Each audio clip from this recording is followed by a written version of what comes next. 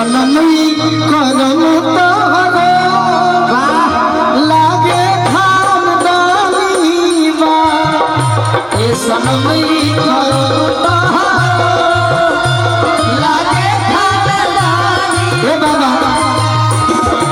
और हम शिल्पी से आग्रह करब आदेश में एगो होली गा के तब जा सही ना तो हमें अगर उत्तर दे देता नहीं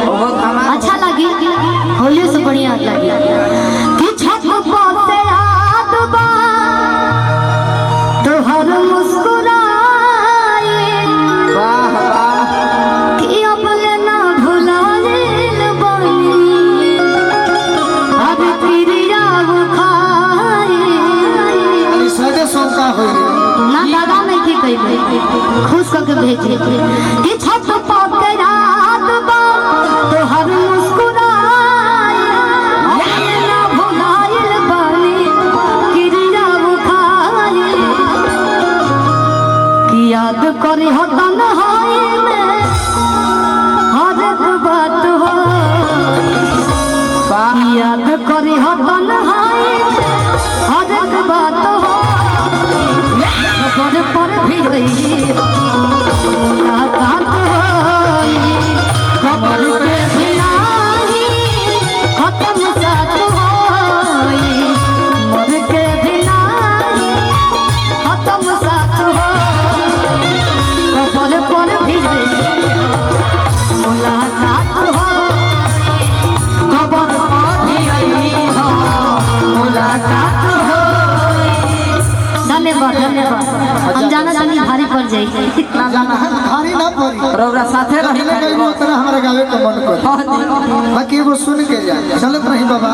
ए बाबा एगो प्यार के बारे में भाई देखिए हो हमरो हेलो खाली टेबल पे रखे दिल से बनावल पगले होई दिल से बनावल पगले होई प्यार से बनावल होई कसाई दिल से बनावल पगले होई प्यार से बनावल होई आवाज आवाज आवाज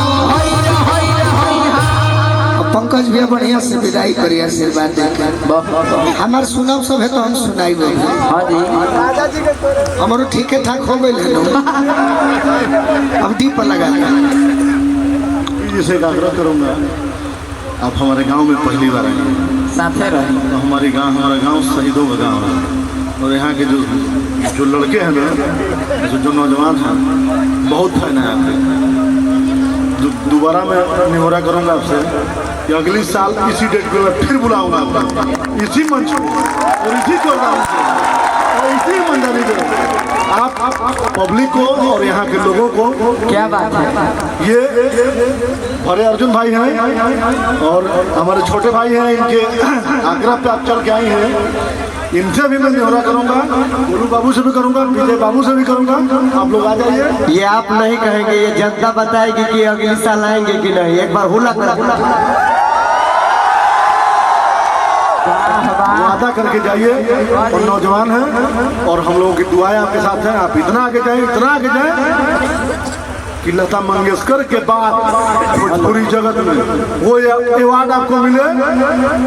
इस शुभकामना के साथ मैं आपको इस मन से विदा करना चाहता हूँ।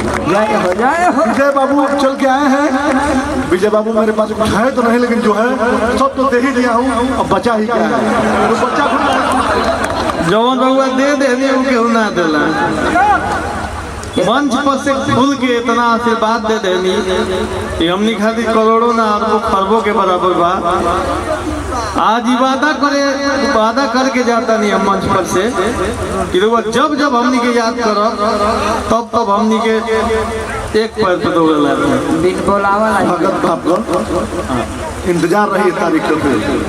सलामत रही आप हम सलामत रहे निश्चित मुलाकात हो दमदारी। हाँ हाँ सब हो जाए बाकी बा रुक जाएंगे भगवान अर्जुन बिहार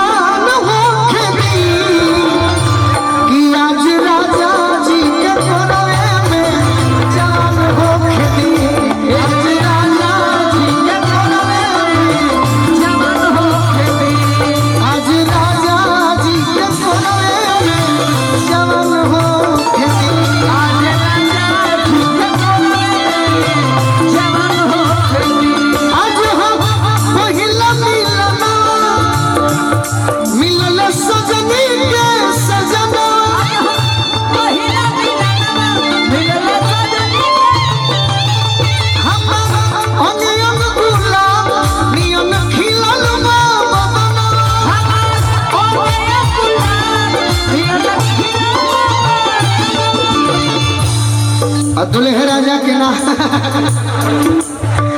राजवीर बाबू के बरतिया में गावत गावत आदत हो गई बा कहे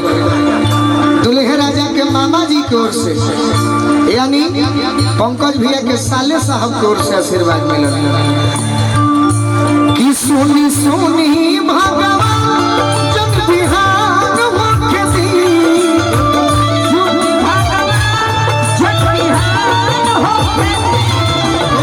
राजा जी के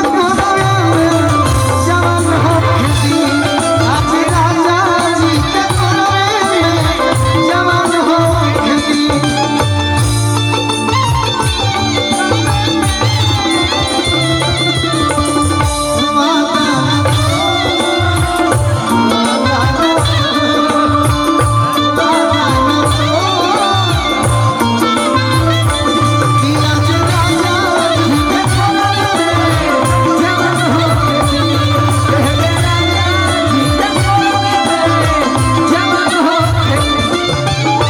लड़की कहतिया क्या कहती राजा जी के ओठ जब सोती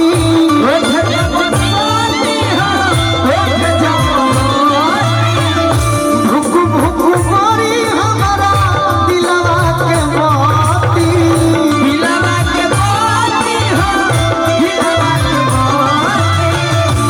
रात भर लपक के दरिया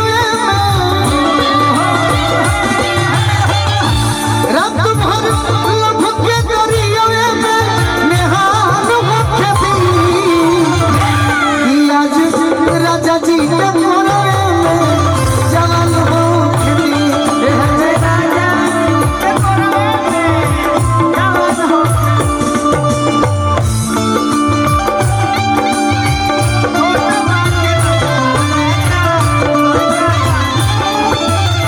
देखिए हम भुलाइलो जम छोड़ी धनिक बना देते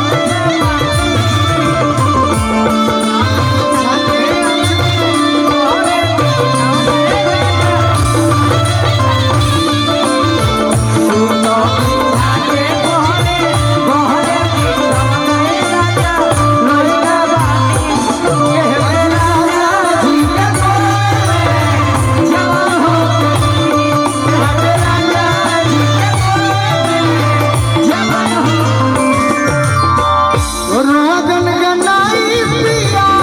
गोरा जब उठाई है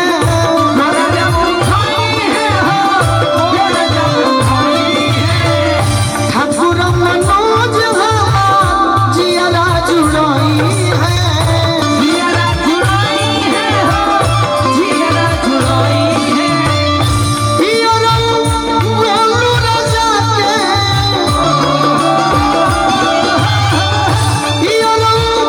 गोलू राजा के परेशान होके दी कि हम राजा जी के कोरवे में वाह वाह अरे जवान होके दी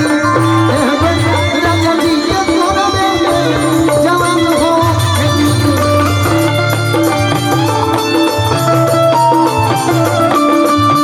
क्या बात है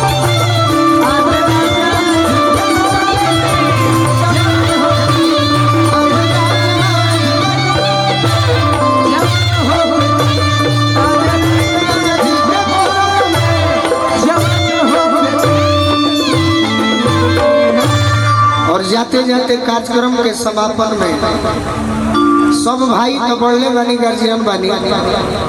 बाकी पंकज भैया के व्यवहार के जवाब नहीं